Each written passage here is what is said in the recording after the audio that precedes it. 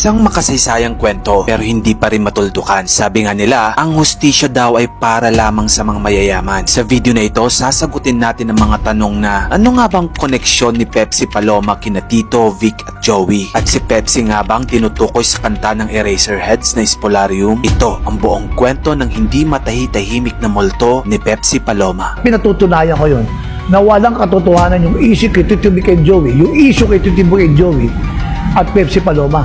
Kagagawa ni Ray de la Cruz yan. Kagagawa ni Ray de la Cruz yan. Original fake news. Yung mga original fake news. and- Original fake Yeah, news. and Siya, si Delia Dueñas Smith, o mas kilala sa tawag na Pepsi Paloma. Ito ang kanyang screen name dahil isa siya sa mga tinagurang soft drink beauties noong 1980s. Ang grupo na ito ay mga dancer, actress, and bold stars na sexy kung ituring at inihahalin tulad sa mga bote ng soft drinks. Kaya tinawag silang soft drink beauties noon. Kasama niya dito ang ilang mga popular din na pangalan kagaya ni Coca Nicolas. Isa ito sa kanyang closest friends. Noong naghahasa si Pepsi Paloma, si Coca Nicolas ay maaaring maging source ng kaso noon. And in fact, may ibinulgar siya tungkol sa sinapit ng kanyang kaibigan. Pero bago ang lahat, alamin muna natin ang takbo ng buhay at career ni Pepsi. Si Pepsi Paloma ay isang Filipino-American. Makikita mo talaga sa kanyang mukha na may lahi ang dalagita. Kaya naman sa murang edad na 14 anyos, ay pinagkakitaan na niya ang kanyang angking ganda at talento. At dito pumasok ang iba't ibang karakter sa kanyang buhay na magpapabago sa takbo ng kanyang kapalaran. Noong 1980, ang kanyang manager ay si Ray de la Cruz. Pinasikat niya si Pepsi noon, pero di kalaunan ay namayapa silang dalawa. At dito nagsimula ang matinding kontrobersiya na hanggang ngayon hindi pa rin nare-resolba.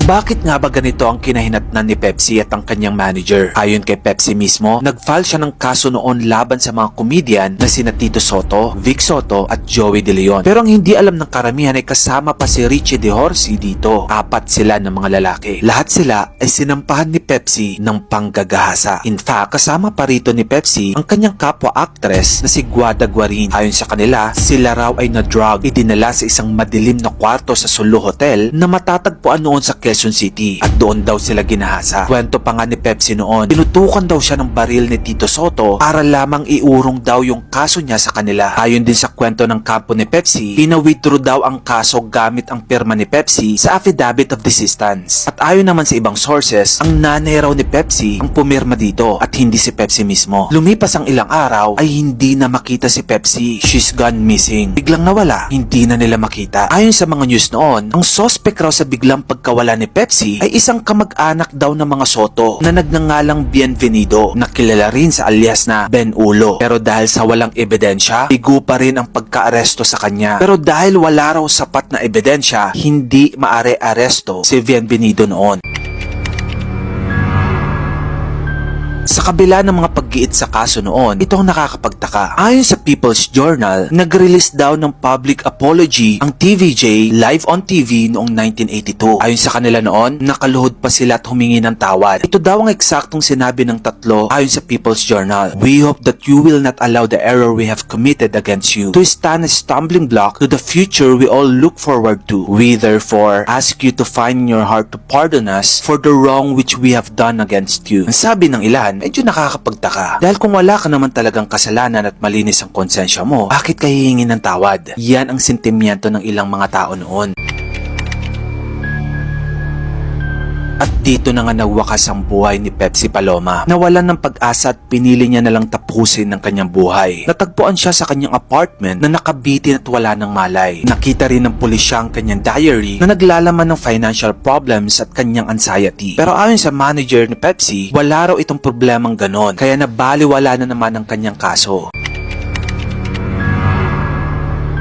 Matapos ang napakaraming taon, naging senator na si Tito Sotto. Host pa rin ng Eat Bulaga sina Vic at Joey. Eto pa, yung mga dating kaibigan ni Pepsi ay nagsitanggi rin na totoo ang kanyang mga aligasyon sa tatlo. Ito ang mga nangyari sa mga nagdaang taon. Namayapa ang manager ni Pepsi na si Ray de la Cruz. Ito ay nabaril noong Quiapo noong 2001. At hanggang ngayon, walang konkreto na sagot sa internet kung anong dahilan ng kanyang pagka-murder. Yung kanta ng Eraserheads na Spolarium, kung dati ay komento ni Ellie Buendia na I will take this secret in My Grave, ngayon ay iba na ang meaning ng kanta. At itinanggi na rin ni Ellie na may kinalaman ng kanyang kantang Espolarium sa kwento ni Pepsi Paloma. Ang kanyang kaibigan rin na si Guada Guarin, yung kasama niyang biktima nung naghahasa siya noon, sabi niya kalimutan na lang daw ang nakaraan dahil humingi naman na daw ng tawad ang TVJ. Maski ang kanyang closest friend na soft drink beauties na si Coca Nicolas na noon ay kinampihan niya ang mga aligasyon ni Pepsi Paloma, biglang binago ng kanyang statement. Sabi niya gimmick lang daw ang lahat para sumikat silang dalawa ni Pepsi. Sabi niya, lahat gagawin yan para lang sumikat tayo, sabi niya. Kaya yun po talaga, ako mismo, ako ang magpo-proof niya na hindi totoo po yun. Pati itong dating umampon sa manager ni Pepsi and closest friend ng TVJ, Issue kay Tito Vic and Joey, yung issue kay Tito Vic and Joey at Pepsi Paloma, kagagawa ni Ray de la Cruz yan. Patay na si Ray de la Cruz. Kasi gusto nila magkapere. todo tanggi pero may pahabol. Tito Vic and Joey, pagtatanggol kita. Lalo ka na, Mr. Senator Tito Soto. Mahal kita.